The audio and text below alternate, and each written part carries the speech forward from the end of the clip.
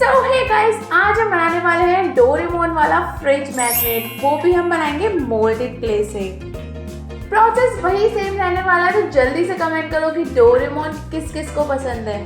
Clay की बहुत ही पतली लेयर में मैंने डोरेमोन का एक शेप कट कर लिया है, देन अप्लाई किया है जेसो। फिर आता है हमारा बेस्ट पार्ट जो कि है कलरिंग। डोरेमोन का नाम सुन के मेरे दिमाग में केवल एक ही चीज़ याद आती है, जो है डोरेमोन की पॉकेट। तो आप लोग मुझे कमेंट बताओ कि आपको डोरेमोन का कौन सा गैजेट सबसे ज़्यादा अपनी लाइफ में चाहिए। ओके, हमारा ऑलमोस्ट कंप्लीट हो चुका है। लास्ट में मैं अप्लाई कर दूंगी इस पर वार्निश एंड इसके पीछे मैग्नेट शीट पेस्ट कर दूंगी।